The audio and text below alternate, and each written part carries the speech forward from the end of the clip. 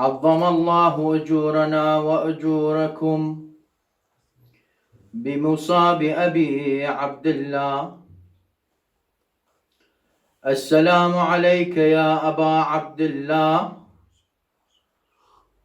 وعلى الأرواح التي حلت بفنائك. عليكم مني سلام الله أبدا ما بقيت وبقي الليل والنهار، ولا جعله الله آخر العهد مني لزيارتكم. السلام على الحسين وعلى علي بن الحسين وعلى أولاد الحسين وعلى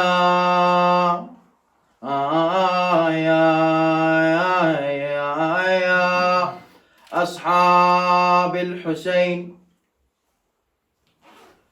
أعوذ بالله من الشيطان اللعين الرجيم. بسم الله الرحمن الرحيم. وبه نستعين، وأفضل الصلاة والسلام على أشرف الخلق والمرسلين، حبيب إله العالمين المؤيد أحمد أمجد أبو القاسم محمد.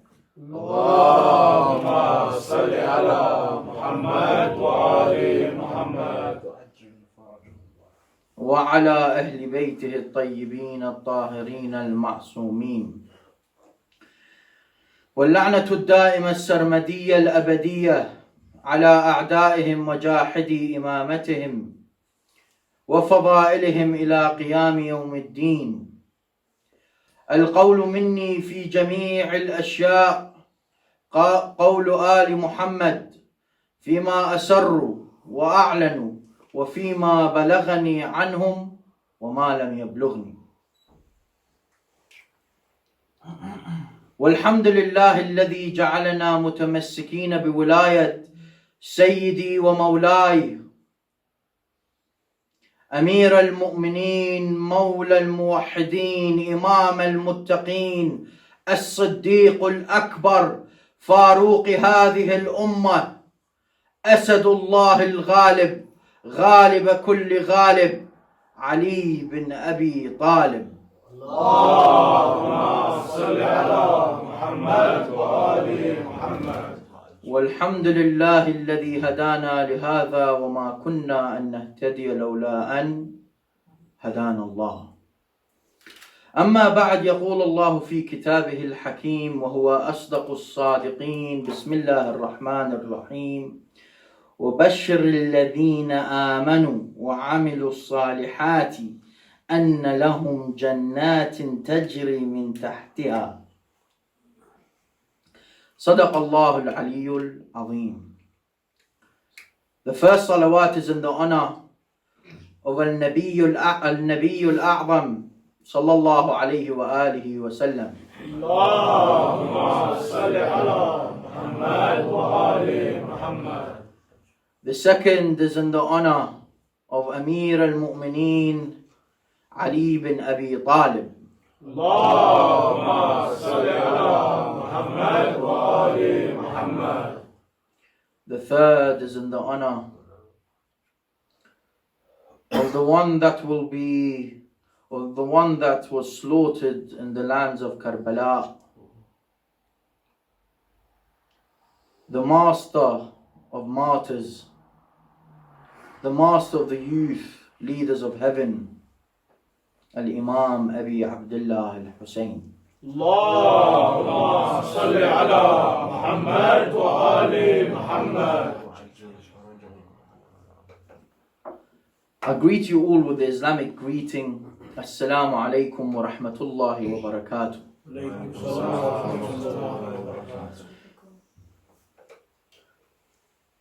Heaven and believing in heaven is without a shadow of a doubt one of the most important beliefs within Islam. We all have to believe in it. We all have to try to reach heaven. That's our goal. That's why we are here today. That's why we remember Hussein. That's why we try to follow Hussein.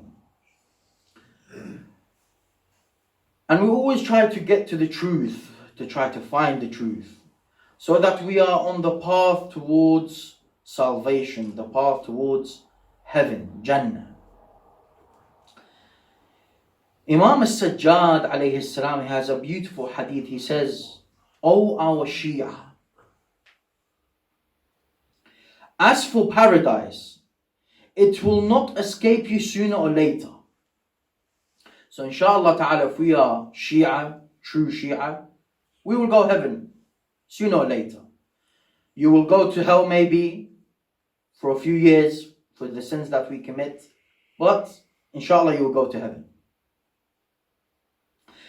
But do compete with each other to attain stations in heaven.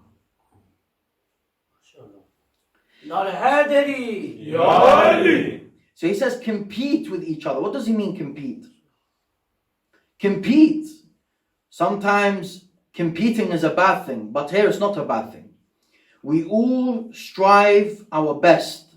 You know, sometimes I always say, we all wake up in the morning chasing work, chasing this, that, family, but we forget to chase good deeds. Not saying going to work is not a good deed or being with your family is not a good deed. But I'm saying where you take time out of your life where you're doing something for Deen, for Allah, for God, for the Prophet, for the Imams alayhim as-salam. So what I did today, what I tried to do is gather all of the narrations that I can find where it talks about a very specific point. We all, when we get to heaven inshallah, I'm sure we're all ushaq, we're lovers of Ahlul Bayt. What's better than being in heaven and waking up and seeing, coming out of one of the houses in Jannah that you're in and you see Amir al-Mu'mineen? What's more beautiful than coming out and Amir al-Mu'mineen is giving you from the cup of al-Kawthar and is giving you from that pond? Huh? How beautiful is it that your children will be with Sayyidah Zahra alayhi salam? How beautiful it would be to see Abul Fadl Abbas with his wings, Ja'far al-Tayyar, Hamza. But there's a discussion, as in, how many times do you see the prophets and Imams in heaven? What station are you in? Because there's levels in heaven, right? So today we're going straight to number 10, the top one. Because we're all striving for number 10. We don't want to be number 1. Number 1 is a bit too low. Maybe you'll get out of date food maybe from time to time. We don't want that. We want from the top. We want to wake up and be with the Imams, with Amir al-Mu'mineen, with Sayyid al-Shuhada, al-Imam al-Hussein. So I've gathered as many narrations as I can find that talks about being in the same station as the Imams, the Prophets, in paradise and on the Day of Judgment. And how do we achieve being on the same level as them? Subhanallah, you imagine, just imagine it. Waking up, Imam al-Sadiq is there. You come out of your heart, Imam al-Sadiq is there. You see him every day, you spend as much time as you want with him. Oh Imam, what was this hadith? I didn't understand it when I was on earth being examined. He will tell you. And we're lovers of Ahlul Bayt, so we want to constantly be with them. I'm sure whoever has children or family, you always want to be with them. You always want to feel that happiness with them. So you imagine being on the same level as them. Yani what a high position it is. So the first narration that I found was in the book Rijal al-Kashi. And I'm sure you've heard this hadith before, but there's a profound sentence here that not many focus on. It says, the commander of the faithful called over Maytham al-Tammar. And he said to him, how will you be, O Maytham, if you were summoned by one of the callers of Bani Umayyah? meaning Ubaydullah bin Ziyad, to disown me. So he replies, Maytham Tamar, O commander of the faithful, I swear by God, I will never disown you. Hasha lillah wa hasha li rasulih. That we, the Shi'a of Ahlul Bayt, ever disown Amir al-Mu'mineen. They can cut us bit by bit. Never. So the Imam said, then I swear by God, he will kill you and crucify you. Most of us after that will probably be like, oh, okay, I'll take a step back maybe. But not Maytham. He says, I replied, I will be patient for Allah that is small. And always understand that whatever difficulties you are going through, for Allah, in front of Allah, it's small. Don't worry. He will never leave his slaves. But listen to the line of the Imam now. O Maytham. O Maytham, then you will be with me on my level. Allahu Akbar. Sallu ala Muhammad wa ali Muhammad. Allahumma salli ala Muhammad wa ali Muhammad. O Maytham, then you will be with me on my level. Let's discuss this now. Okay, we understand on my level, Yawm al-Qiyamah or paradise. But he's saying you will be called by Bani Umayyah. They will tell you to disown me. And because he says no, he will not. He will be with Amir al-Mu'mineen in Yawm al-Qiyamah or in paradise. What does that mean? In fiqh, in law, if you are in a predicament like that, in an incident like that, you're allowed to do taqiyya. What is taqiyya? To conceal your faith. So you would utter words of kufr, disbelief, but in your heart there is iman. Ammar bin Yasir did it. Many of our Imams did it. Many of the companions did it. It means here that if Maytham did not do taqiyya and left taqiyya, he will be in the same level as Amir al-Mu'mineen. Now I'm not here to tell you that taqiyya is something bad or you shouldn't do it. No. There's great reward in it. No doubt. But it is as if the Imams are trying to tell us we need to get to a level where we never need to do taqiyya. When they say to you, brothers and sisters, you Shi'as, what's your opinion on Abu Bakr? You tell him straight away, this individual, we believe, from our academic understanding, is a hypocrite. What's your belief regarding this specific companion that they love? You tell them your opinion. That you are not in need of doing taqiyya. You are the powerhouse. You decide what you say. You have the freedom to speak your mind. Isn't that what Imam al-Hussein taught us? Hayhat minna dhilla. No to dishonor. You will never be dishonored. Let the swords take me. That's how it should be. So leaving taqiyya is one of the ways of reaching that high level. That's the first one. The second hadith is also in Rijal al-Kashi. It's narrated from Umar bin Yazid, one of the companions of Imam al-Sadiq. A weird name, right? Umar bin Yazid. But it says here, you'll see, he was one of the good companions, inshallah. O son of Yazid, Imam al-Sadiq says to him, O son of Yazid, you are by Allah from us, Ahlul Bayt. It wasn't just Salman that was called to be part of Ahlul Bayt. No, there was many companions. Now, of course, Salman is considered by some of the scholars as one of the greatest companions. He reached a high level of Iman. I said to him, so Umar bin Yazid, may I be sacrificed for you from Ali Muhammad, from the family of Muhammad? He says, yes, by Allah. From their selves. Allahu Akbar. I said, from their selves? He said, yes, by Allah, from their own selves.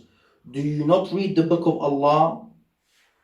In Surah 3, verse 68, it states, so the Imam mentions this verse. Now listen to the verse. It says, those who have the best claim to Ibrahim from among the people are those who followed him. So you want to be part of Ali Muhammad. You want to be from the followers of Ali Muhammad. It is those who follow Ali Muhammad. And he says, and the verse continues, and this prophet and those who believe, and Allah is the guardian of the believers. So to reach a high status, you need to be like Salman, Miqdad, Abu Dharr, Abu Ayyub al-Ansari, Ammar bin Yasir. All of these great companions that showed loyalty but obedience and followed. And just as a side note, there is reports that indicate that Imam Ali had a go at Salman. When they took Amir al-Mu'mineen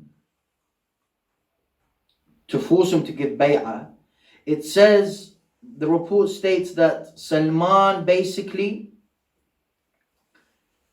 had for a few seconds a few doubts, where he said, why didn't Imam Ali alayhi salam use the great name of Allah to basically just get the earth to swallow them? And Amir al-Mu'mineen, had a go at Salman. He told Salman, this is, you're not in a place to question what I do and what I don't do.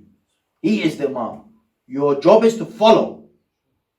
So to be with Ali Muhammad, just like the Quranic verse says, is that you follow the Prophet, the Imams, the infallible. Another beautiful hadith is in the book Kamal al-Din by Shaykh al-Saduq.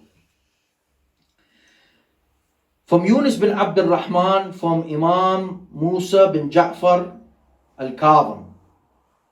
Yunus bin Abdul Rahman was one of the great companions of Imam al-Rida. It is known, he has a book called, I can't remember it now from the top of my head, but basically it's a book that he wrote from when they were going to Hajj.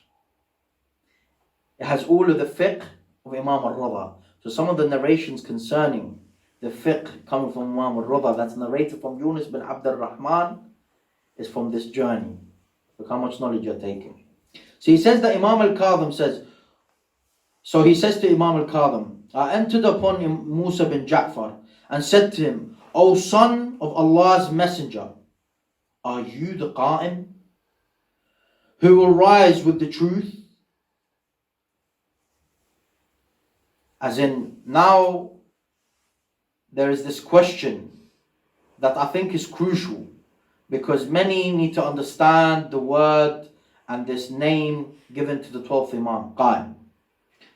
Look what the Imam says. I am the Qa'im of truth. Imam al-Kadhim is saying this. However, because what does it mean? It means that he will rise with the truth. All of the Imams are Qa'ims, but they are the ones that will rise with the truth. However, the Qa'im who will purify the earth from the enemies of Allah will fill it with justice as it was filled with oppression and injustice. He is my fifth descendant. He will have a prolonged occultation. So this is from time Imam al-Kadhim telling us. He will go into ghaibah to ensure his safety, upon which people will apostate. How many have left the school of Ahlul Bayt? Oh, where's this Mahdi? Where's the Imam? They've forgotten. And others will remain firm on their faith. But this is the part that I want to discuss. The Imam continues to say, glad tidings to our Shi'a whom hold firmly upon our rope during the absence of the Qa'im. Those who remain steadfast on our wilayah and disown our enemies, they are from us and we are from them. They accept us as Imams and we accept them as Shi'a. Glad tidings to them, glad tidings to them. By Allah, they are with us at the same rank on the day of judgment. Allahu Akbar. What does it mean? It means you cannot have wilayah and not have bara'ah. You cannot believe in the guardianship of Ahlul Bayt, but not disown the enemies of Ahlul Bayt. One heart cannot take the two. You have to love either Ali Muhammad or the enemies.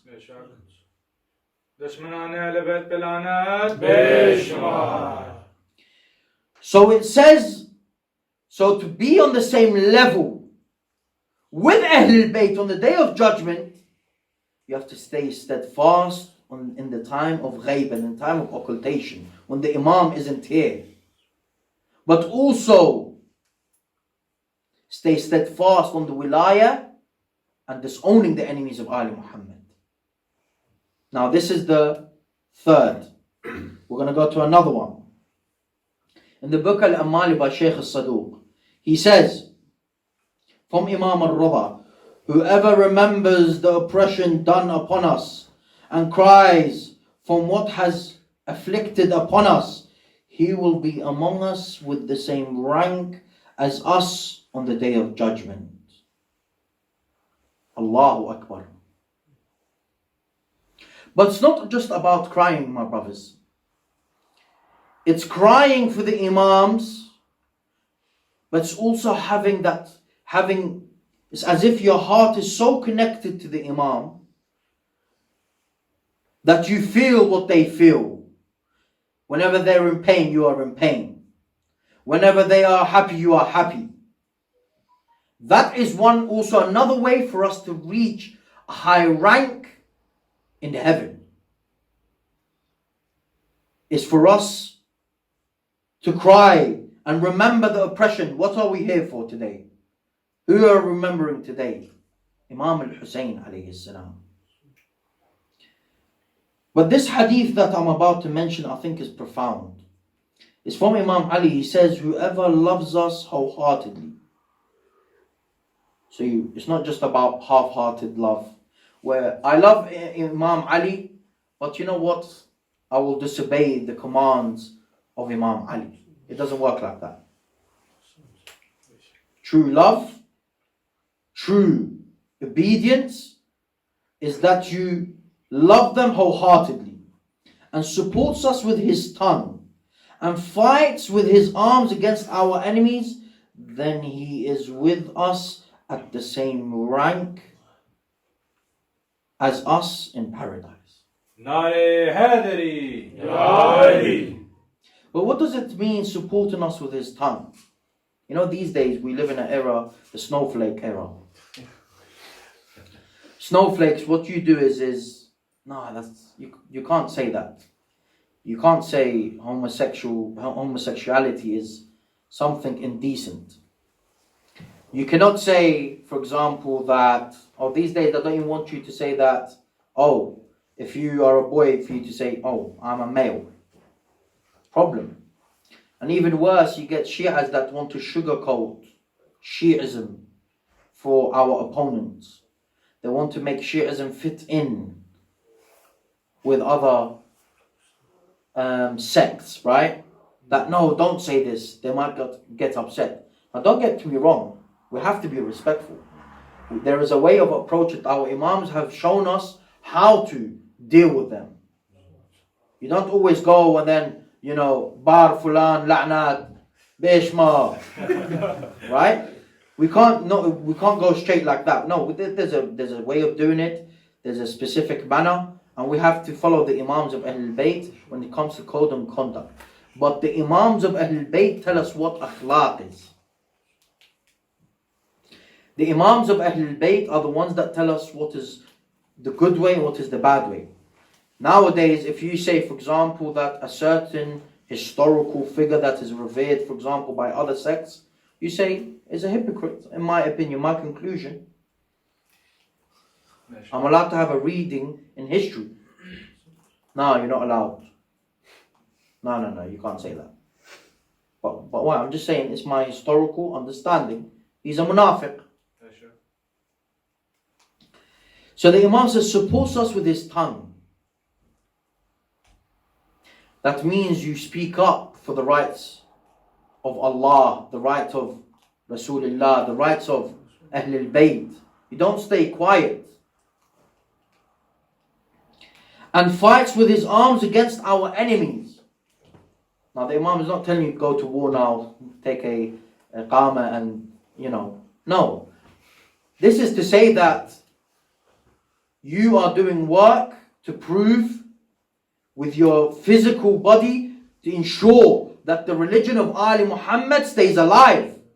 Sallu ala Muhammad wa Ali Muhammad. Allahumma salli ala Muhammad wa Ali Muhammad.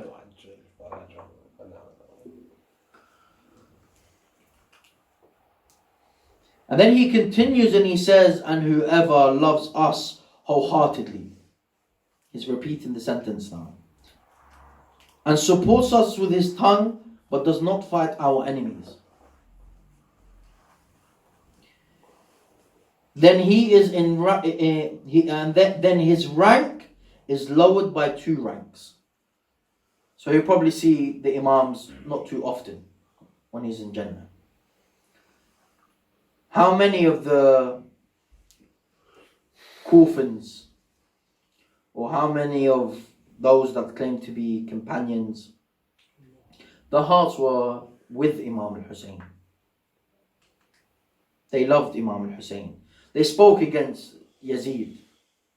But did they go and fight with Imam al-Hussein? Did they go and defend the Imam of their time? No. He continues, and whoever loves us wholeheartedly, but does not help us with his tongue, nor by his hands, then he will be in heaven. So he will not reach level, if we're going to put it in levels, 8, 9, 10, 7, 6. He'll be in the lower parts. You want to call it the reduced price kind of parts, you can call it that. Yeah. So here the Imam shows us that what? True Iman is your tongue, your actions, and your heart. This is very important. Because sometimes those that only had heart, their heart was with Ahlul Bayt, is not good enough. The other day I was discussing with one brother, he was like, there is the Barelvi community. They love Ahlul Bayt. And they're very close to us in terms of, as in their belief system and so on, to a certain degree, of course, because they still praise the enemies of Ahlul Bayt. But he said, it's good that they're on that level. That means they're close to us. I said, no. They're the ones that we should be worried about. I said, why we should be worried? Because you will always have that excuse, but I love Ahlul Bayt. I believe that they can do miracles. I believe that they are Imams, they have wilaya and so on. But I love so and so. But I love, for example, Muawiyah. That's okay. They'll tell you. And that's the one that's dangerous. They are the ones that will never come to Shi'ism, majority of the time. But actually the ones that are staunch against the Shi'as and staunch against the belief of the Shi'as regarding Al-Bayt, they are the ones that usually come to Tashayyu. Because they're hit with that big train where it's a big shock. Oh, I didn't know that. What happened in Karbala? Then they see the dominoes effect. Goes back. Oh, what happened to Fatima to Zahra? And so on. This is all important. Then he continues, the Imam, and whoever hates us wholeheartedly and supports the enemies against us by his tongue and hands, then he is in hell. And may he stay in hell. If he hates us wholeheartedly, supports our enemies by his tongue, but not with his hands, then he is where? In hell. And whoever hates us wholeheartedly, but does not support our enemies by his tongue or hands, then he is where? In hell. Because Islam is more concerned, the primary thing is the heart. That heart, how is it connected to those that Allah made and made them authorities on the earth? How's your heart connected to them? These are crucial matters. So to be with Ahlul Bayt, to conclude on this hadith, you need to what? One, you love Ahlul Bayt wholeheartedly. That means you're being obedient, submissive, loving them, honoring them. And you support them against their enemies with your tongue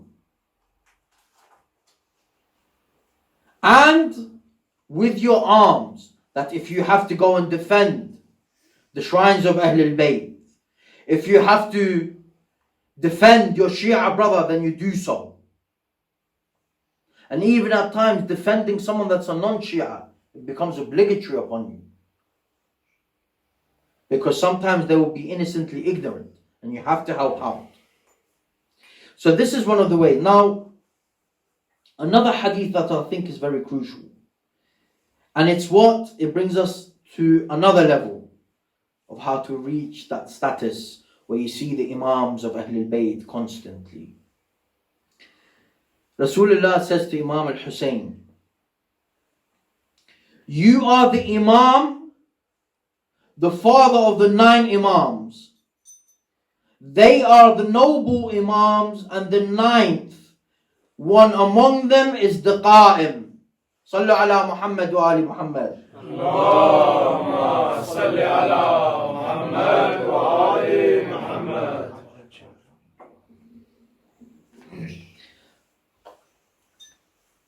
Before we get to the line that I want to discuss in this hadith, this shows us proof that this number 12, these 12 Imams, is crucial. It can't be 13. It can't be 4. The 4 Khulafa. No, we're not going there. 5, 6, no, 12. It has to be 12. And then he says, whoever holds firmly upon you and the Imams from your progeny will be among us on the day of judgment and will be on the same rank in paradise. So it's not just holding firmly onto Imam Ali, Hassan, Hussein, and then remembering Imam al-Sajjad of what happened to him after Karbala, and not knowing nothing about Imam al-Baqir, al-Sadiq, al-Kadhim, al-Rida, al-Jawad, al-Hadi, al-Askari, and Imam al-Hujjah. You want to hold on to them? Learn their biographies. Learn their life. And honestly, one of the best ways to attach yourselves to the Imams is to study their biography, their seerah. You know why? Because in every incident, event, you'll know how to react in the correct way that pleases your Imam. This is something very important, because like that, we're living in a time where our Imam is in occultation. We don't see the Imam face to face. We don't get to ask him questions. So here's something very important, that you hold on to them, you still keep that connection, even if the Imam is in occultation. And that, one of the best ways is read the books that discuss their lives. A good book to read, for example, is Kitab al-Irshad by Shaykh al-Mufid. It's been translated, very good book. Refer back to it. It discusses their mother, father, and so on. Very good book. Incidents that occurred in their life, proof for their imamah, and so on. Very good book to have. Our last hadith, and truly it is the hadith that always breaks my heart. It's the words of Imam al-Rida, where he says to his companion, Ya ibn Shabib, if you would like to accompany the Prophet in the rooms of paradise, then damn the murderers of Imam al-Hussein. But when we talk about tabarri, disowning the enemies of Ahlul Bayt, al-Bara'ah, right? It's not just about Bar Yazid La'nat. It's about, that's the lowest form of disowning the enemies of Ahlul Bayt. The highest form, and of the highest form, to disowning the enemies of Ahlul Bayt alayhum as-salam, is that you disown their actions. You disown their characteristics, their attributes. It's not just about Bar Yazid La'nat and then you're acting like Yazid. Bar Shimr La'nat and then you do what? You're acting like Shimr. Shimr was greedy. Or Bar Umar bin Sa'ad La'nat and then you do what? You become greedy. Umar bin Sa'ad was greedy. He wanted the dunya. He wanted to kill Hussein because they wanted to give him a land. They promised him a land. And that's why he killed him in a ferocious, savage manner. So it's not just about saying Bar Umar bin Sa'ad La'nat and then what? Acting like Umar bin Sa'ad. It's not about that. We have to be in line with our akhlaq when it comes to the Ahlul Bayt. So the highest form of doing tabarri is what? Not acting like them. You know, there's a hadith attributed to Imam al-Baqir alayhi salam. They said, Ya Allah, what is ma'rifatillah? What is having recognition, acknowledgement of Allah? You know what he says to him? Al-wilaya wal-bara'ah. Allahu Akbar. Do you know why? Because wilaya we've kind of understood. Our Shi'as are usually good at that, right? Wilaya, alhamdulillah, we're good. Bara'ah, we're good to a certain extent, but sometimes we might do it out of showing off. We might do it because I'm angry. Let me throw one on Yazid. Bar Yazid La'nat, for example. So what I'm trying to say is, Bara'ah, the Imam al-Baqir said, Bara'ah, do you know why?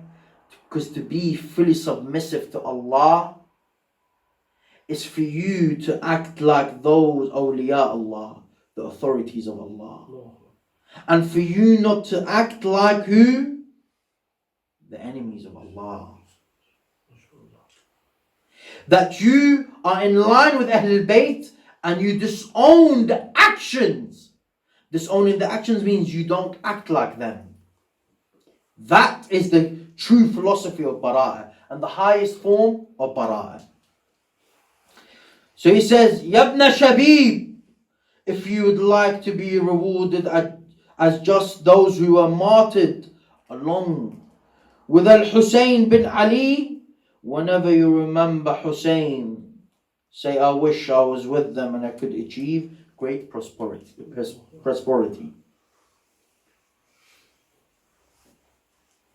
So you want to be with Imam al-Hussein alayhi salam. Again, it's not just merely saying words. Because you know, there's a hadith, for example, it's in the book Kitab al-Mahasi, one of our classical works. And it says that the word of La ilaha illallah is heavier than the 7 heavens. What is the philosophy? What is the understanding of this hadith? The conditions of La ilaha illallah. Do you know what the conditions of La ilaha illallah are? Muhammad wa Ali Muhammad.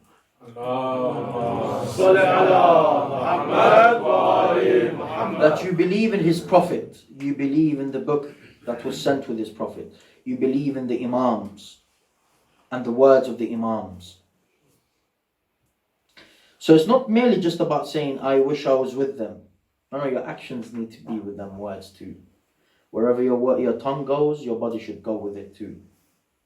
Of course, if you're saying something good, not bad. So he says, Yabna Shabib, if you would like to be in the same rank in paradise with us, Allahu Akbar. then be sad when we are sad.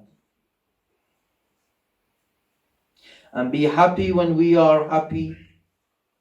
And I advise you to have us, I advise you to be with us, since Allah subhanahu wa ta'ala will resurrect whoever likes a rock with the same rock on the day of judgment. Meaning, what's he trying to say? When you love someone and you follow someone, Allah will resurrect you with that someone. That's why Allah subhanahu wa ta'ala says, I will resurrect every nation with their Imam. If you are someone that fell in love with the Imam that's called desires, Allah will raise you with them animalistic desires. If you are someone that's following a false Imam, Allah will resurrect you that Imam. And by the way, when you're getting resurrected with that false Imam, you're going to be resurrected where? Hell. In hell. When he says being with Ahlul Bayt in paradise, and to be with them you have to be sad when they are sad and happy when they are happy. Let us go to that time, because tomorrow is the day of Ashura. And I want to remind you that tomorrow, not only did Imam al-Hussein get killed, that wasn't enough. Not only did they kill his companions, family members, sons, nephews, but they killed his 6-month-old baby. Other reports say he may be a bit older, infant. But after they killed him, when Harmala threw that arrow and killed him, Imam al-Hussein has lost Abbas, has lost Ali al-Akbar, has lost the child in his hands, Ali al-Asghar. And he goes to war. And some reports say, and this report is from those who killed Imam al-Hussein, they say, we've never seen a man so lonely. Hussein was gharib in Karbala, my brothers. I've never seen a man so lonely, yet fighting so viciously, like a roaring lion. They killed Imam al-Hussein, he fell off his horse. It says the horse of Imam al-Hussein would keep on pushing Hussein with his nose. But his nose kept on flapping because he was breathing in the blood of Hussein. Allahu Akbar. And it says that Hussein wasn't answering no more. Imam al-Hussein has taken his last breath. Imam al-Hussein has taken his last breath. And it says that the horse was moving back and forth. His master's gone. Some reports indicate that the woman of Bani Hashim, Sayyid al-Aqila, Zainab al-Hawra, only knew that Imam al-Hussein was killed. Sakina and the daughters of Imam al-Hussein knew that Hussein has been killed, because the horse came back with no master. Allahu Akbar.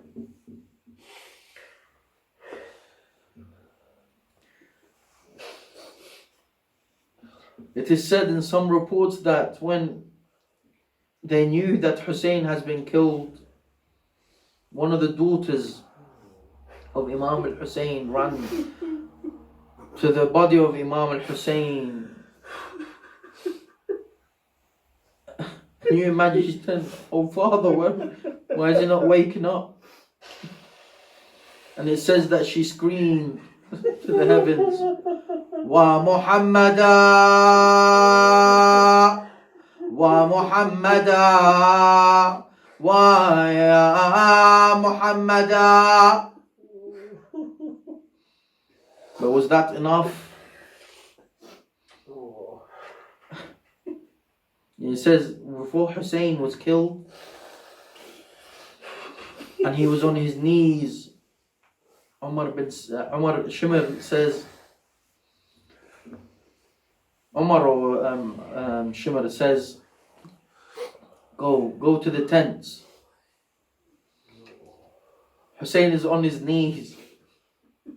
He's saying, don't go to my tents, take me. Leave the woman. Don't go near the woman, leave them. To his last breath, Hussein wanted to defend his daughters, his wives, his sisters. Hussein died. But was that enough? It says that they got the finest type of horses. And they started to trample over the body of Abi Abdullah. The bones of Hussein started to break. The body of Hussein was ripped. The shirt of Hussein has been stained with his blood.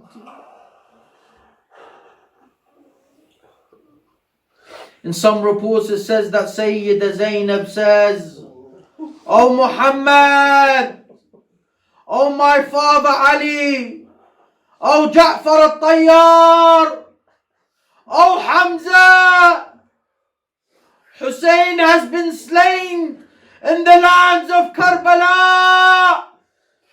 Labbaik ya Hussein, لبيك يا حسين Labbaik ya Hussein, لبيك يا حسين Labbaik ya Hussein." لبيك يا حسين. But does it stop there after the horses trampled the body of Imam al-Hussein? No. They took the daughters of Rasulullah as captives. They put the heads of the members of Imam al-Hussein, companions of Imam al-Hussein, and the head of Abi Abdullah on the spears, and they would take them from city to city. Ya Shi'a, never ever forget in your life that these tears that flows down your cheeks now have great, great, great worth in the eyes of Allah. There's nothing like the tears that are coming down your cheeks for Ahlul Bayt alayhim as-salam. Inna lillahi wa inna ilayhi raji'un.